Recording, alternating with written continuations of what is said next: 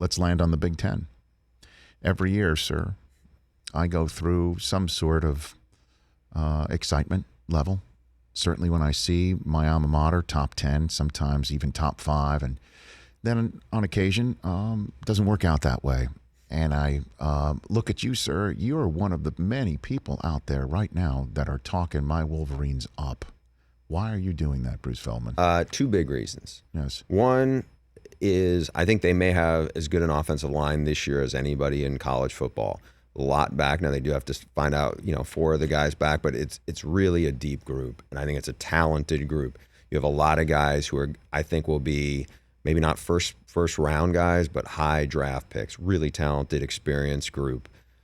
The other thing, which I think is even bigger, is Josh Gaddis comes in. He's the new offensive coordinator. It's a big gamble by Jim Harbaugh, first-time offensive coordinator, but he is a Joe Moorhead protege. For people who don't know who Joe Moorhead is, he was the guy who went from Fordham as the head coach.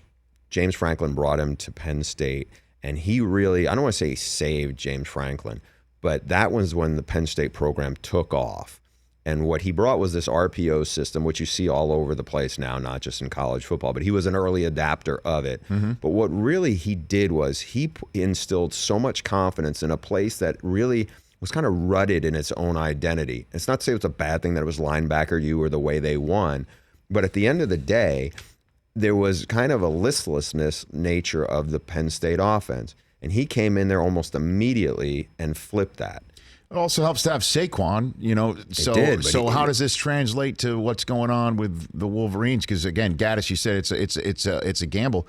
Didn't Harbaugh call him the day he hired did? him? Yeah, I did a big story about this on The Athletic. Never interviewed him. Now he had trusted a lot of people who had done the due diligence of, and Joe Moorhead is one of them. Sure. He had a big role in some of the key play calls that they had at Penn State in game-winning situations. Everybody I talked to who worked with Josh Gaddis or was connected to him raved about him. But again, I use the Joe Moorhead example because anybody who's been around Josh Gaddis knows there is a edge to him, there is a charisma to him, and there's an overpowering confidence that is there.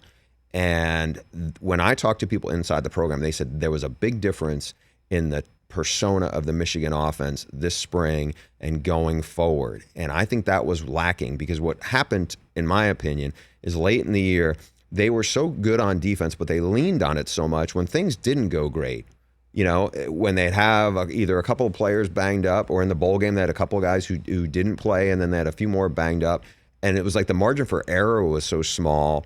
They just kind of folded because I don't think they could do it offensively. They just didn't have that kind of confidence or that chip.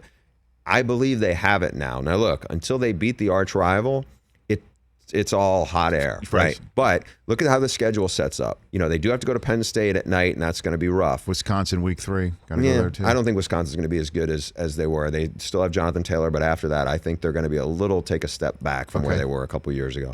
But Notre Dame, at Michigan. Michigan State, at Michigan. Ohio State at Michigan. Right. I think that, I'm not saying they're running the table, but my prediction is they're going to come out of the Big Ten as the Big Ten champs. So Jim Harbaugh will take a team to Indianapolis for the first time of his tenure, is what you're saying? I think he will, yeah. All right, Chris, you ready to go to Indianapolis first week of December? Absolutely. I never thought I'd say that, but okay. Well, long season. See, Bruce, you just don't do this to me.